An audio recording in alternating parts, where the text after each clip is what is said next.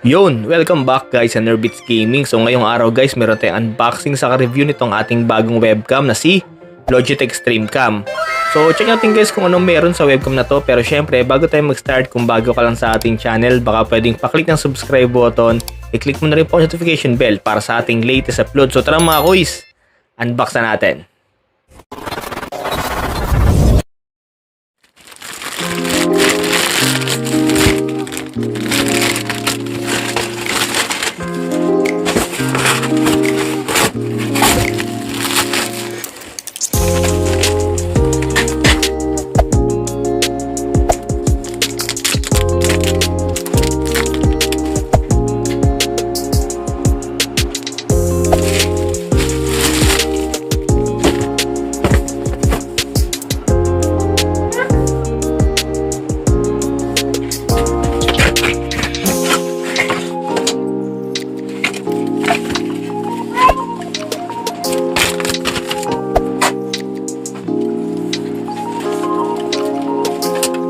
Ito na guys yung ating Logitech Streamcam guys. So na-install na po natin. So Type-C po siya guys. Make sure lang meron kayong Type-C port sa inyong CPU. Pero kung wala naman guys, meron naman po siyang free na adapter para ma-convert po siya sa USB.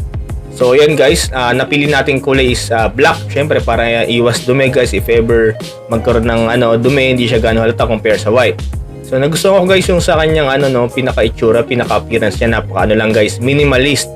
So ayan, as meron po siya nakalagay na Logi ito sa gilid. Tapos ito guys, ito rubber siya. Yung parang pinaka niya, pinaka clip niya, yung pinaka clamp niya no. So dito tapos may parang kulay gray effect dito. As yung kanyang body guys is plastic po siya. Tapos gusto ko rito guys yung pinaka niya, pinaka cable is makapal siya guys. So hindi siya basta-basta mapapatid or mapuputol. So isa to sa pinaka guys, pinaka pricey na na-avail ko na webcam, si Logitech Streamcam. So tara guys, check na natin yung kanyang software. Yun, so ito na guys, na-install na po natin yung ating Logitech Streamcam software guys. So ito po yung magiging itsura guys ng inyong software no. So una guys, sa may source 1. And guys, yung pinaka-option niya no. So pwede kayo mamili guys diyan ng syempre ating camera, Logitech Streamcam. Screen capture, window capture, and guys yung mga option. Tapos sa priority guys, meron din po tayo dyan frame rate, tsaka itong guys, exposure. Yan. So gamit ko palang mic guys, ito na yung mic ng ating Logitech Streamcam. So backlight correction guys, pwede nyo ring i-on or i-off. Yan po yung difference nya. Audio channel guys, meron po tayong dual mono, tsaka itong stereo. Image stabilization guys, ayan po siya, parang isi-center ka niya, no? Yung pinaka niya, pinaka-effect niya. Tapos meron tayong auto framing guys. Ayan. Hindi siya sumusunod. Kasi hindi sumusunod. Pero nakaraan guys na na-try ko to. Ang auto framing is ayun nga, pagka umusog kang ganyan guys, sumusunod po yung camera. Parang ganito po siya. Ano ba to? Parang crop lang to eh. A few moments later. Ayan, di ko alam guys ba't yung sumusunod ngayon. Pero ayun nga, siya. Yung auto framing niya, yung siya, sumusunod yung guys, yung camera sa inyo, parang ganun. Tapos autofocus guys, pwede nyong i-off. Pwede nyong i-adjust guys yung inyong yung pinaka-blur niya no. So pag sinagad nyo guys, ayan, sobrang blur na siya. So ayan siya guys, autofocus. Ako inon ko lang guys, yan. On na natin. So ganyan po siya. Ayan. Ayan, autofocus. So auto white balance guys, pwede nyo ring i-off or i-on. Image settings, pwede nyo rin guys timplahin no. Ayan, meron po tayong mga option dyan. Tapos anti-flicker guys, sinet ko siya sa 60Hz. Tapos meron din po siyang chroma key, pwede nyo i-on yan guys no. Pero kailangan nyo syempre guys ng green screen or blue screen. Tapos advanced settings guys, meron po tayong horizontally flip source tsaka yung vertically flip source. So si Logitech Stream guys, meron po siyang auto rotate feature guys. Iba ito siya, naka-setup siya ng landscape. Pag rotate ko guys yung camera, automatic po guys magana siya. Ayan. magpo-portrait po yung kanyang video. So pag pinalik mo yung camera guys sa landscape, automatic din siyang mag-landscape. Yan po siya. Isa yung sa magandang features nito guys ni Logitech StreamCam. Tapos sa effects guys, ayan, meron po tayong mga ano yan, filter. Ayan guys, pagka medyo yung so black and white or kung medyo horror guys yung inyong stream, ayan, pwede yung palit-palitan guys. Negative effect meron din. Meron din yung ano, bubble head. Ayan. Ayan po ibang kulay, ibang effect natin guys. Ayan. So meron po tayong 8 na effects dyan. Kailangan nyo guys mag-login sa may Logitech website para lumabas po yan. Kasi pag hindi po kayo nakalagin guys, nakalock po yung iba dyan. Nandito po tayong option sa border guys. Ano ba to? Ayan. Basta yan, meron po tayong border and dyan guys, settings, tapos transition. Ayan. Meron din po tayong option dyan guys. Tapos sa video guys, pwede ka mamili. Ayan, pinili ko Full HD. Ayan siya, kumbaga ano siya, full siyang naka-landscape guys. Pag portrait, ayan guys. Tapos pwede rin po kayo mag square. Kung gusto nyo square lang, ayan, pwede rin pong ganyan. Tapos guys, meron din po tayo dyan setting, syempre yung ating frames per second.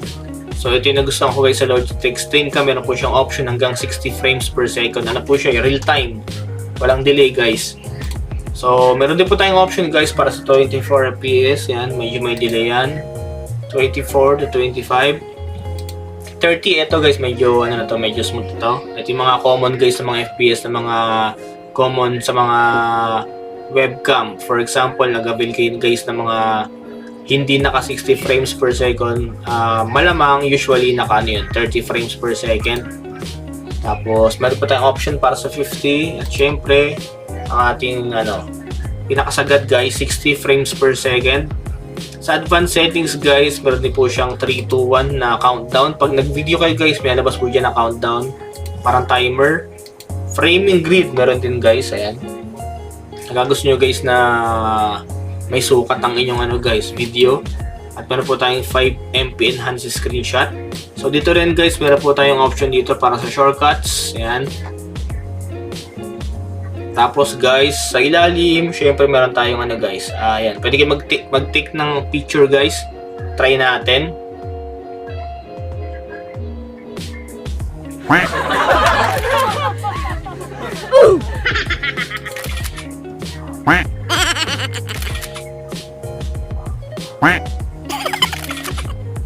So check natin guys yung ating itsura sa ating ano guys, sa pinaka photo mode niya.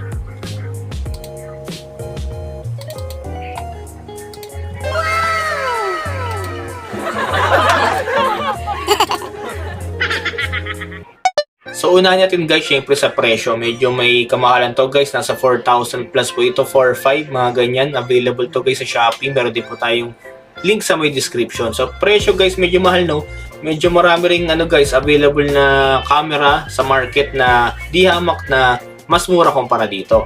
Pero syempre guys, inaabot natin dito syempre quality, Logitech brand, at syempre meron siyang ano guys feature na 60 frames per second. Usually kasi guys hindi kayo makakakuha ng mga webcam na mga price na nasa 1,000 to 2,000 na merong 60 frames per second.